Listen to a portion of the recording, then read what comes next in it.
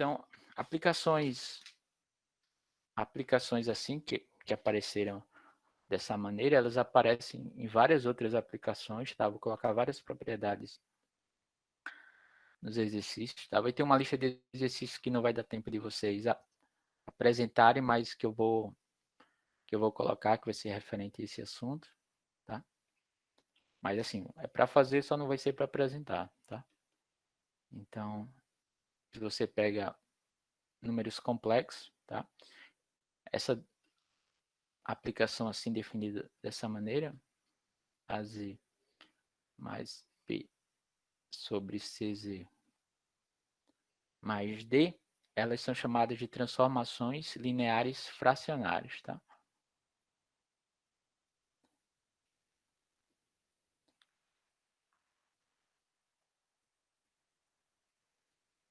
Alguns autores às vezes definem de modo um pouquinho diferente, mas vamos adotar essa definição assim, fracionárias, porque tem várias propriedades que são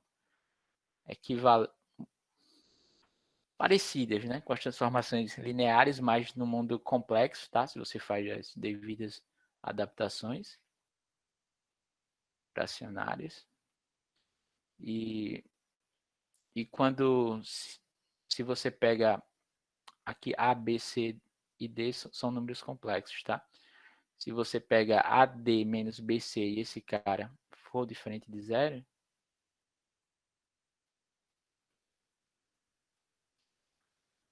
então ter essa transformação linear fracionária é também chamada de transformação de Möbius, tá?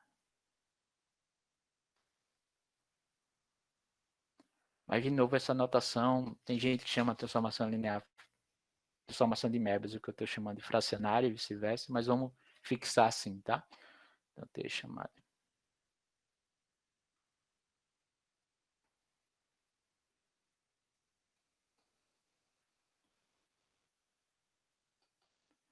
Essas aplicações aparecem, vai e volta, quando você está estudando coisas de variável complexa, e então é importante fixar uma notação, tá?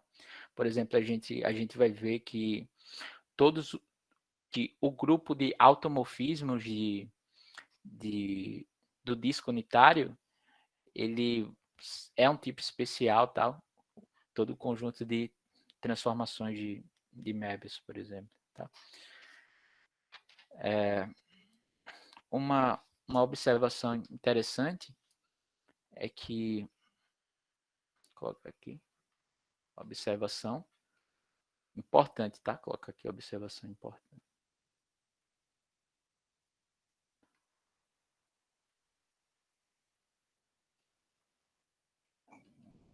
C e D não são conformes, tá? A priori, eles são conjuntos bonitos, né? São, sei lá, convexos, tal. Você pode imaginar que eles poderiam ser conformes, mas eles não são conformes. Não são conformemente equivalentes. Ou seja, não existe uma aplicação conforme que leva um no outro.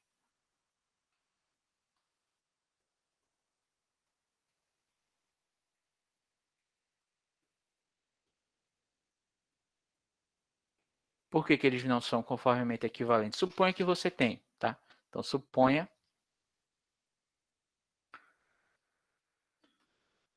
de fato, suponha que F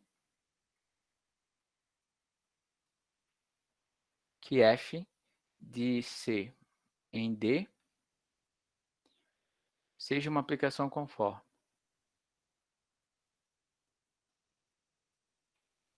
Ou seja, a gente está supondo por absurdo que esses caras são conformemente equivalentes.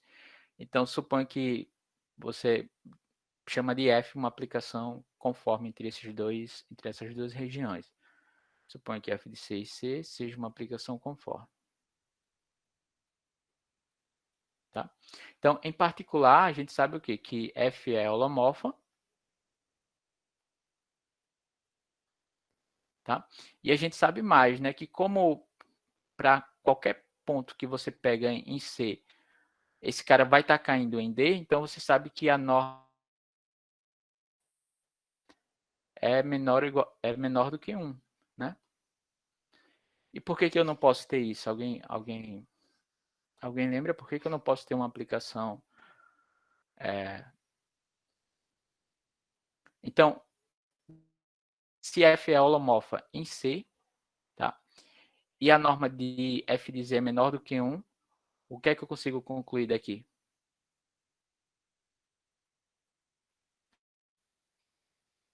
Alguém lembra?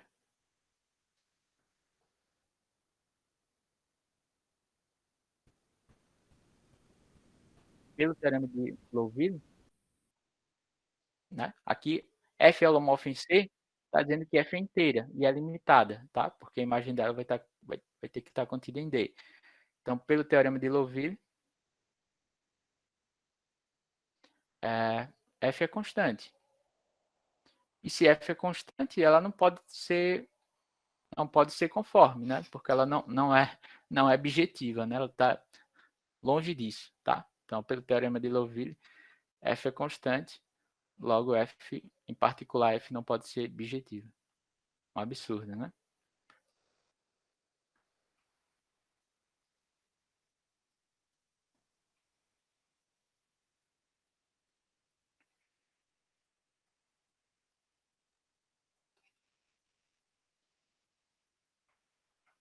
Absurdo, tá? Deixa eu ver o que alguém falou aqui. Beleza, tranquilo, Jandir. Depois eu coloco lá para vocês verem, tá?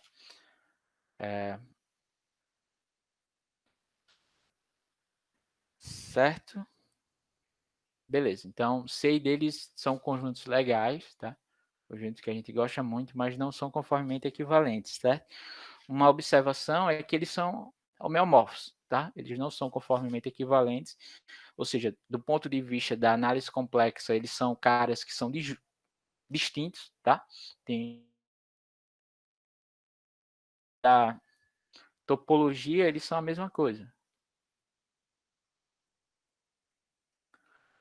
C e D são homeomorfos.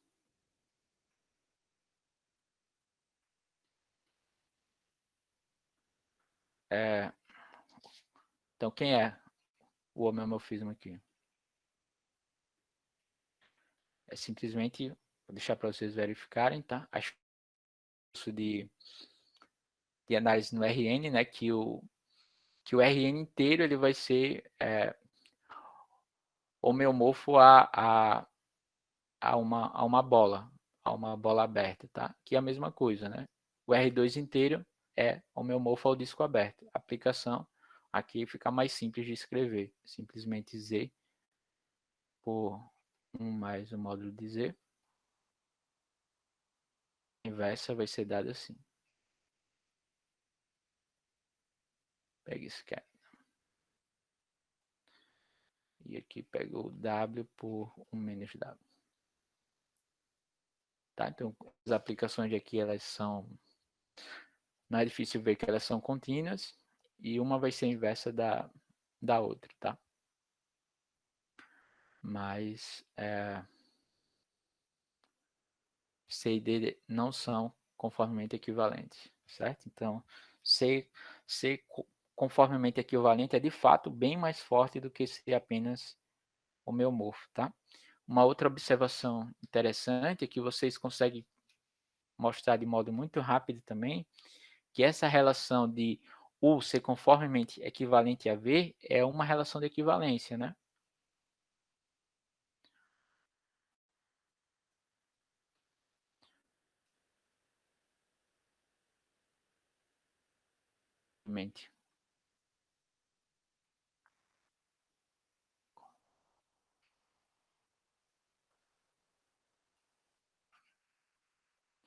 Equivalente a V, tá? Onde U e V são dois abertos, ou colocar aqui que são regiões, né? Porque se não são regiões, basta considerar os componentes conexos, mas enfim, coloca como sendo regiões. É uma relação de equivalência.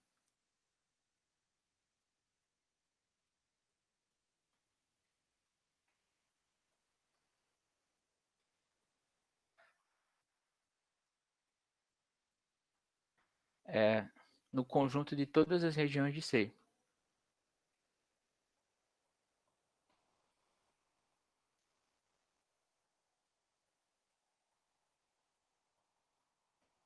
As regiões de C, tá?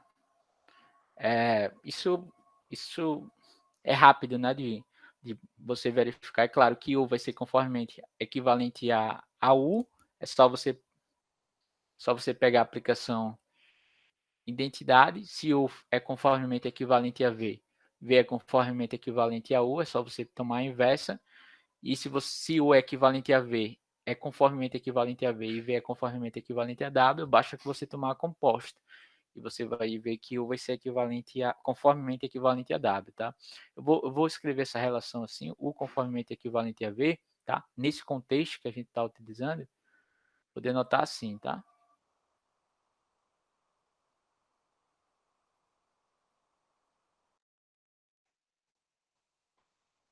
Tá? Lembrando que isso daqui é para dizer que existe uma aplicação conforme que leva o em V, certo? Disso daqui surgem, quando você está estudando aplicações conformes, surgem algumas perguntas naturais, tá? Pelo menos duas. Se é uma, se é uma, se isso daqui define uma relação de equivalência, quem são as classes de equivalência? Tá? Ou seja, quando duas regiões, então, pergunta natural que eu vou colocar é isso aqui. Quando duas regiões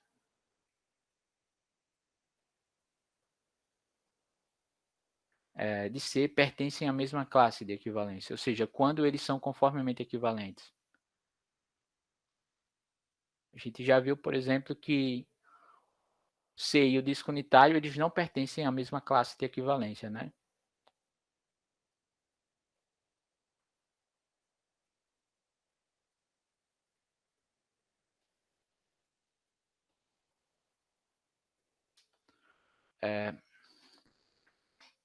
Dois. A outra pergunta é a seguinte: se você sabe que o U e V são conformemente equivalentes, quantas distintas eu tenho que são conformes, que levam U em V e são distintas, tá? E ainda são aplicações conformes, tá? Ou seja, quantas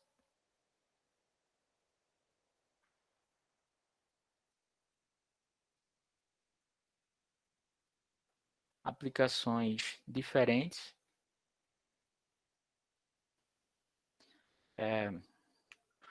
realizam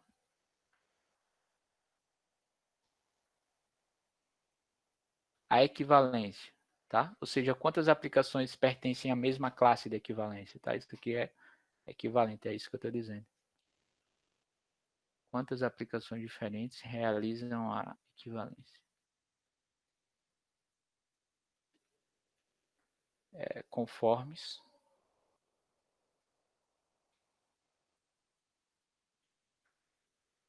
para regiões da mesma classe.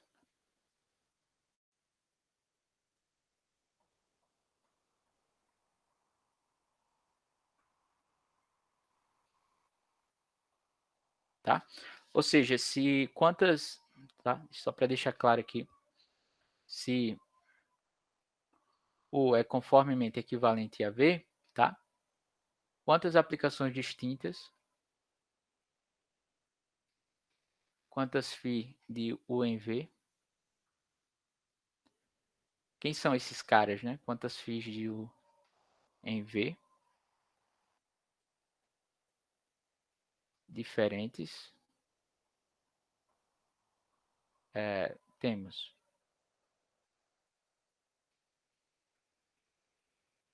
Então, o que φ é conforme. Eu posso exibir uma cara para esses caras, eu posso exibir os elementos dessas eu posso dar uma cara para essas φs, tá? Essa pergunta número 2 é equivalente a essa pergunta daqui em azul, tá? Então, a segunda questão, ela tem a ver com uma questão que eu coloquei na lista, tá? Então, por exemplo, a segunda questão, deixa eu tentar só explicar isso daqui.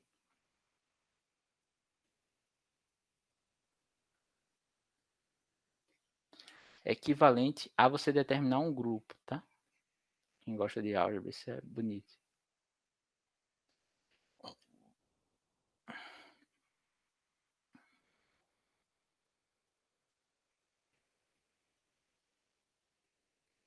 O grupo, que grupo é esse? Esse grupo aqui, ó, dos automorfismos de U. Por exemplo, se você fixa uma região, você saber quantas φ conforme você tem de U em V, basta você determinar o grupo das aplicações conformes de U em U, tá? Isso a priori não tem nada a ver, mas tem, tá? Os automorfismos de U, que são esse conjunto daqui. É definido como conjunto das φs de U nele mesmo, tá? Self maps, tal que φ é conforme.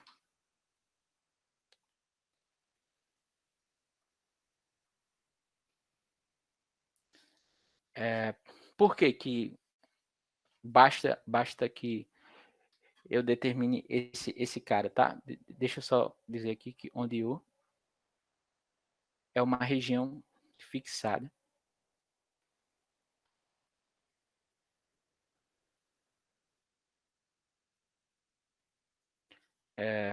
de uma classe conformidade.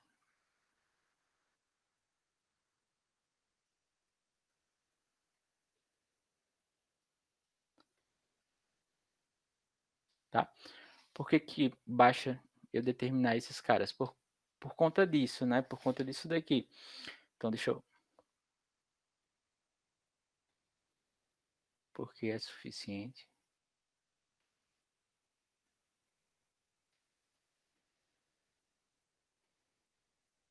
Determinar os automorfismos de U, tá? Por conta dessa questão. Se você tem duas aplicações, por exemplo, se φ de U em V e psi de U em V também são conformes, tá?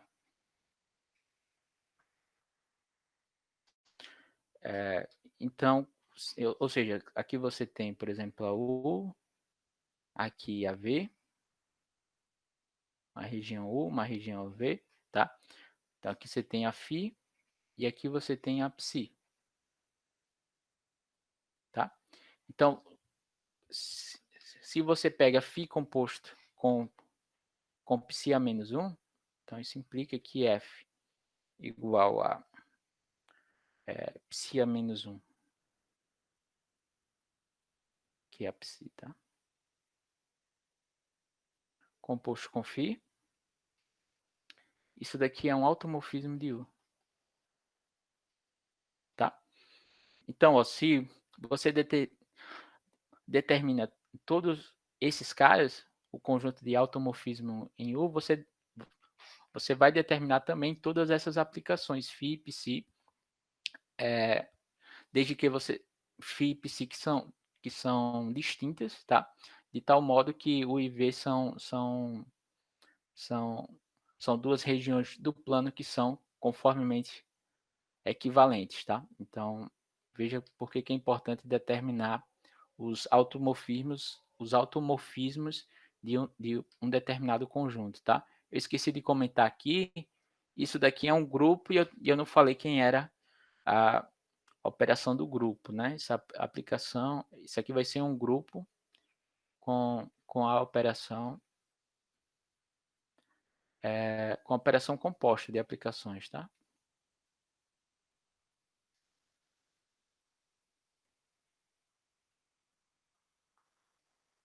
Tá? Com a operação que você compõe duas funções, tá certo? E beleza, então isso quando você determina o conjunto dos automorfismos de uma determinada região, você responde a pergunta número 2 e para a pergunta número 1, lembra que a pergunta número 1 era saber o seguinte,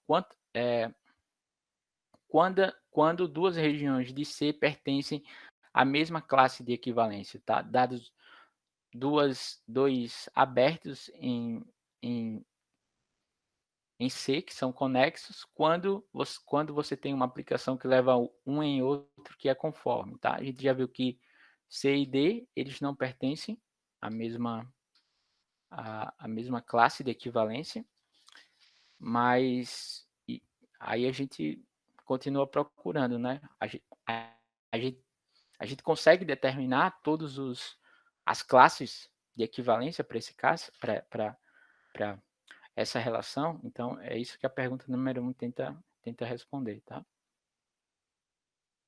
A primeira pergunta nos leva ao seguinte.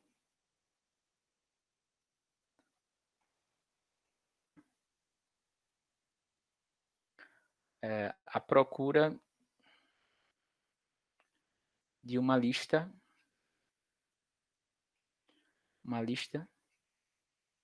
de regiões padrão, tá? Regiões que são legais, em que você sabe que dado qualquer, vai ser conformemente equivalentes a um desses caras dessa lista, tá? Procura de uma lista de regiões padrão, tá? Padrão. Tá ok? Isso daqui acontece, né? Qualquer região é conformemente.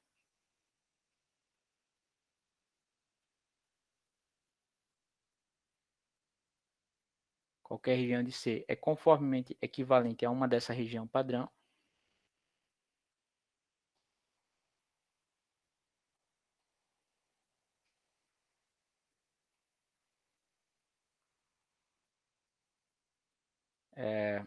A uma região padrão.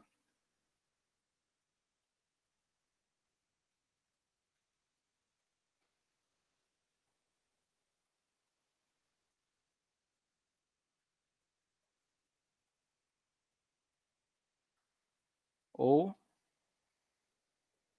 opa, desculpa, e é, duas regiões padrões diferentes.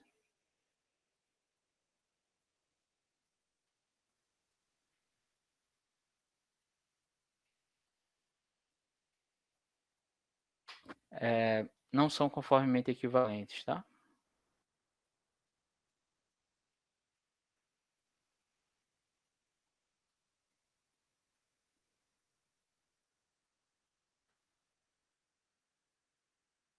Então, isso daqui que eu escrevi pode ser resumido assim, né? Quem são as classes de equivalência por essa relação, tá?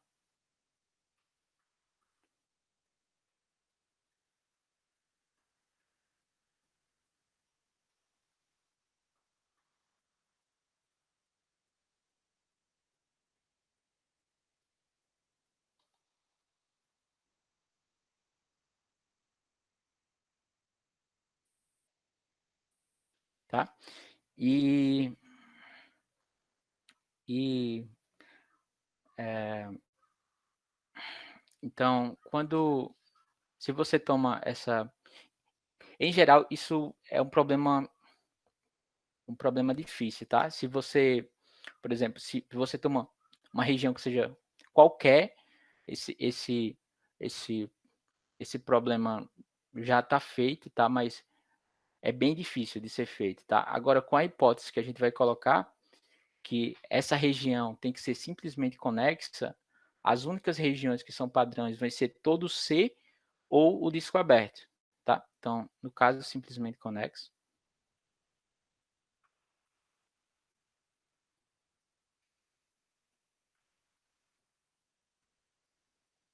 Eu vou colocar aqui simplesmente conexo, mas na prova vocês vão ver que eu só vou usar aqui a região é elementar, tá?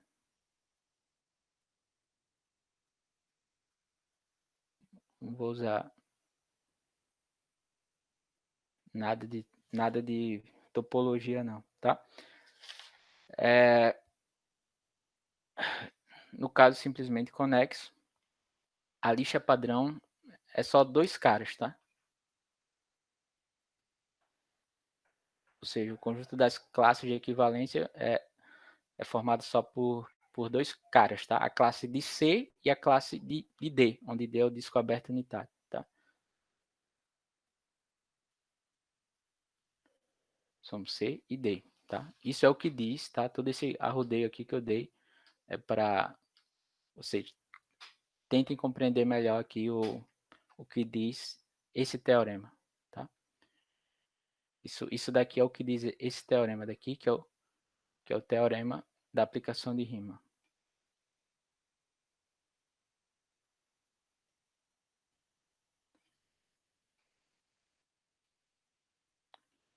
tá?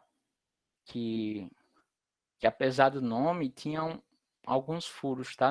Na prova do Riemann, mas enfim, acabou, acabou pegando como sendo teorema dele, mas depois alguns matemáticos conseguiram dar uma prova diferente, tá? É, que diz o seguinte, tá? Qualquer região simplesmente conexa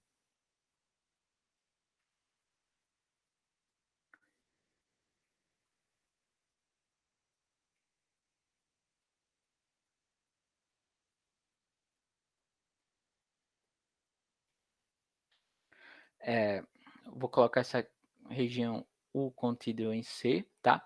Mas que não é todo C, tá? Ou seja, U seja diferente de C, ele vai estar contido, mas não é igual, tá? Então, U é conforme o disco unitário,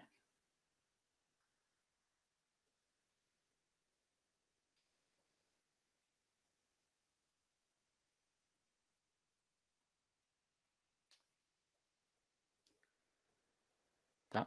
Veja que esse resultado é bem geral, né? Essa região pode ser uma região assim meio estranha, mas você sempre consegue sempre consegue sempre consegue mostrar que, por exemplo, a região U pode ser uma região, ela só precisa ser uma região aberta e simplesmente conexa, né? Uma região assim U, assim dessa maneira, então U vai ser conformemente equivalente ao disco unitário, né? Que é lindo, né? É simétrico, você consegue determinar o grupo mais bonita da vida é um disco, né? Tá? E, e a prova é um pouquinho grande, tá? Mas é uma prova muito bonita que usa várias coisas que a gente viu durante o curso e a gente vai ver a prova. Tá? Uma prova muito bonita e essa essa prova que a gente vai ver, ela foi dada por dois matemáticos húngaros, tá? Que fizeram muitas coisas em análise funcional.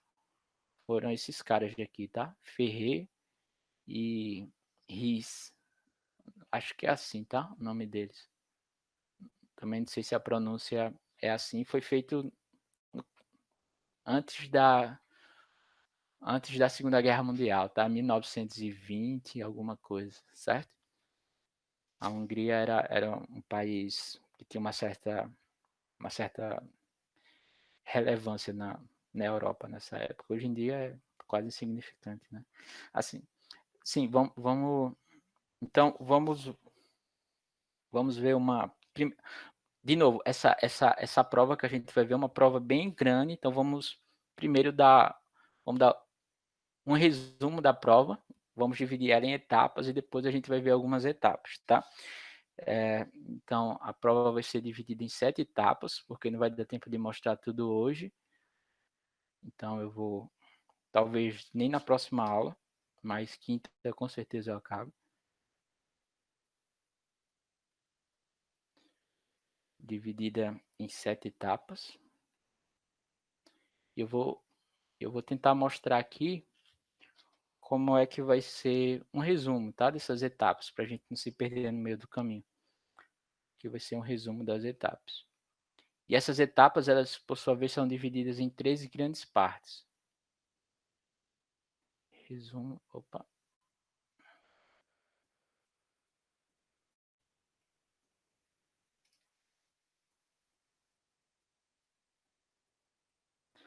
É, a primeira grande parte, que vai corresponder às partes 1 e 2, que é vou colocar assim.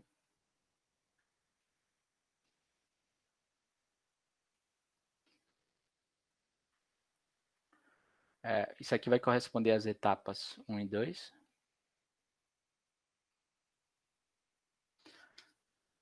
É, é, a gente vai, a gente vai, a gente vai mostrar o seguinte, tá? Que dada uma região simplesmente conexa U,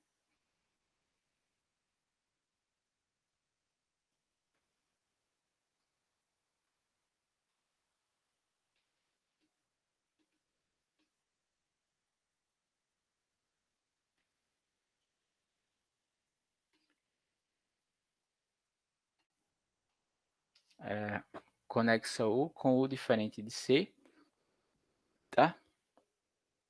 A gente consegue aplicar U conformemente equivalente a um conjunto U estrela, tá? Tal que esse conjunto U estrela vai estar contido no disco. Ou seja, dado uma região simplesmente conexa a U, que não seja todos os números complexos, tá? Então, U é conformemente equivalente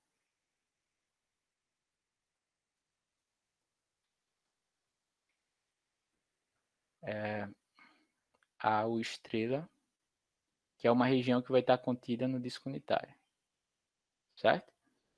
E o zero, ele pertence a essa região, a U estrela, tá? Então, essa aqui vai ser a primeira grande parte. A segunda grande parte, que aí a gente usa as ideias do, do Ferre e do Riz, ela vai ser mostrar o seguinte, tá? Segunda grande parte, ela vai corresponder à etapa 3, que vai ser uma etapa grande, tá? Ela, a gente vai fazer o seguinte, a gente vai considerar, peraí, aqui deu uma travadinha. Então, consideraremos, então, esse conjunto daqui, ó, eu vou chamar de emissão fresca, tá? Mas não é o conjunto das aplicações meromorfas não, tá? Mas vai ser esse conjunto aqui das φ de U estrela. Então, nessa prova, esse emissão fresco quer dizer isso, tá?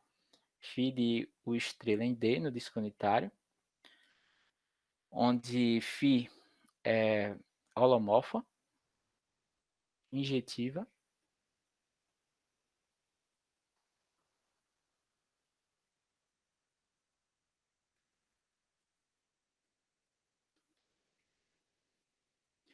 e ela fixa a origem, tá? A origem é um ponto fixo, ou seja,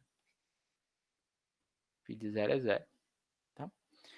Então, a gente aqui nessa etapa 3, a gente definiu esse conjunto Mzão assim, a gente vai a gente vai a gente vai mostrar o seguinte, tá? Que se existe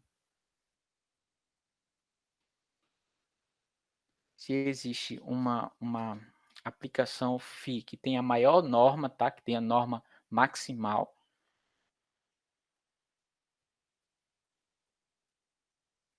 vejo que é um problema em um determinado operador estranho, um problema de encontrar um máximo, né, desse operador. Opa, peraí. Se existe uma aplicação FI pertencente à emissão com a norma de filinha de Zezé maximal, então vamos mostrar que φ é sobrejetiva.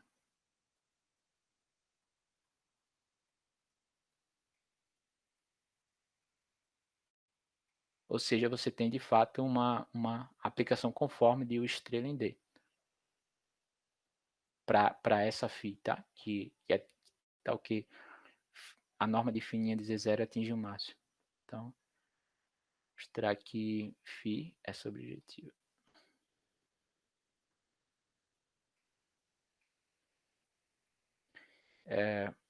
Ou seja, essa φ de U estrela em D é conforme.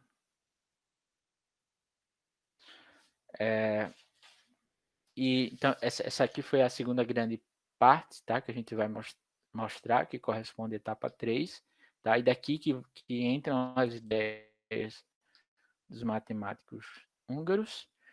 E a terceira parte principal, a gente vai mostrar que sempre a gente consegue resolver esse problema de valor extremal. Tá? Então, terceira grande parte.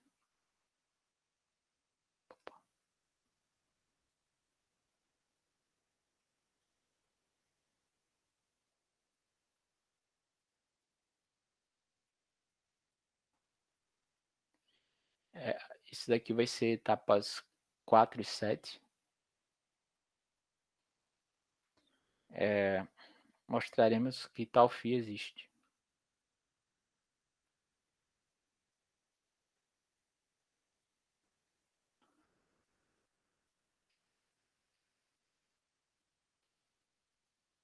Tá? Mas no meio do caminho vai aparecer alguns lemas, algumas definições que eu vou mostrar aqui para vocês. De novo, é uma prova longa, mas muito bonita, cujas ideias da prova vocês podem usar em outros contextos. Então, acho que vale a pena a gente ver, tá? Então, vamos começar aqui a etapa 1 e 2, que são mais rápidas, e na aula que vem a gente continua. Então, vamos começar aqui a prova. Etapa 1. Então, lembra que na etapa 1, só para a gente não se perder, deixa eu voltar aqui um pouquinho, a gente quer mostrar que nas etapas 1 e 2, né, a gente quer mostrar que existe, que dado uma região simplesmente conexa a U, que é o que a gente pega, né, com U diferente de C, então U é conformemente equivalente a uma outra região U estrela contida no disco unitário, tal que zero pertence a essa região, tá? Ou seja, dado, tá? Então, é isso. Então, vou mostrar etapa 1. Então, então, etapa 1 a gente vai mostrar mais especificamente isso daqui, tá? Na etapa 2 a gente vai concluir o que a gente quer, mas na etapa 1 a gente vai mostrar de forma mais específica isso daqui. Seja o contido em C, tá? O diferente de C, região simplesmente conexa,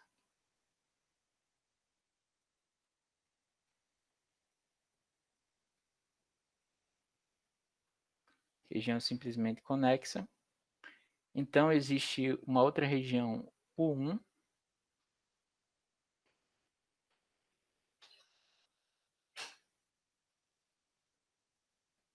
uma região U1, tá? Contida em C, tá? Tal que U é conformemente equivalente a 1 e, e o complementar dessa região ela contém um disco aberto, tá?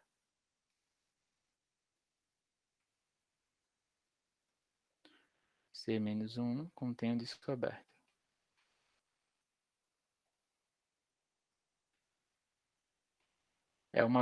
Parece uma coisa meio estranha essa daqui, mas depois a gente vai ver por que isso daqui é útil, tá? E o complementar dessa região aqui em C, ela contém um disco aberto. Então vamos mostrar isso, né? Porque a gente vamos dizer assim, vai transformando essas regiões em regiões que são mais tratáveis até a gente conseguir mostrar de fato que essa região que são mais tratáveis, já que essa vai ser conformemente equivalente ao disco, tá? Então, nessa primeira grande etapa consiste em fazer isso, tá bom? E então vamos para a prova.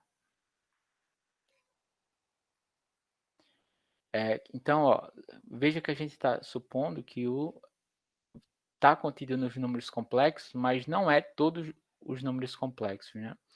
Então, isso quer dizer que existe um B, número complexo B que pertence a C, e B não pertence a U, certo? E logo essa função definida assim, f de z igual a z menos b, é holomorfa. Ela vai ser holomorfa em C, em particular é holomorfa em U, né? É holomorfa em U e nunca se anula em U, né? Não tem nenhum zero em U, tá?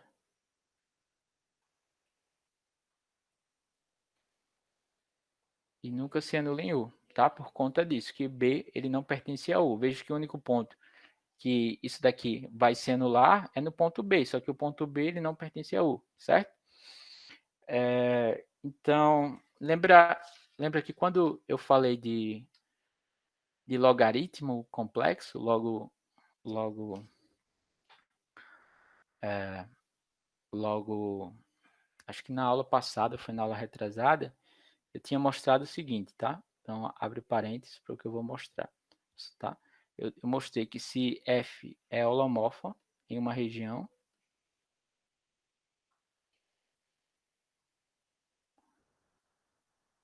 é, em uma região ômega, tá? E F de Z nunca se anula, tá? F de Z vai ser diferente de zero para todo Z pertencente a essa região. Então, a gente tinha mostrado o seguinte, tá? Então, existe uma aplicação G holomorfa, acho que eu chamei essa aplicação de H, não lembro. Então, existe H holomorfa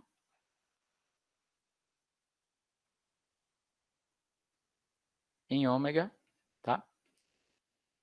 Tal que H elevado a N seja igual a G, seja igual a F, desculpa. Isso eu mostrei como um corolário. Logo depois que eu falei de algumas coisas sobre logaritmo complexo, tá? E aqui eu preciso supor só que essa ômega é simplesmente conexa. Faltou também, tá? Ômega é simplesmente conexa. Eu usei lá na prova. Tá? Então, eu vou usar o que eu escrevi aqui em azul, tá? Que eu tinha mostrado antes, quando o n for igual a 2, tá? Em particular, isso quer dizer que eu consigo encontrar uma raiz quadrada holomorfa para f, certo? Então, f tem, portanto, então, deixa eu usar isso daqui, tá? Usando isso, logo existe G de U em C, tá? Holomorfa.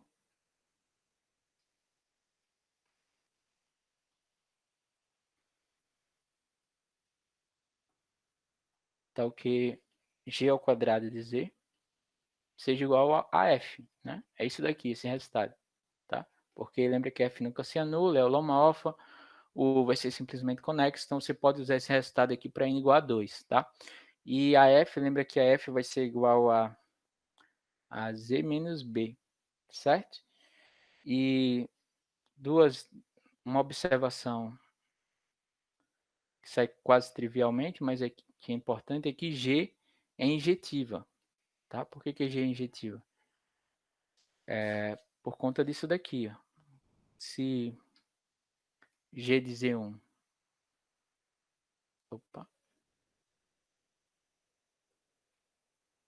se G de Z1 for igual a g de Z2,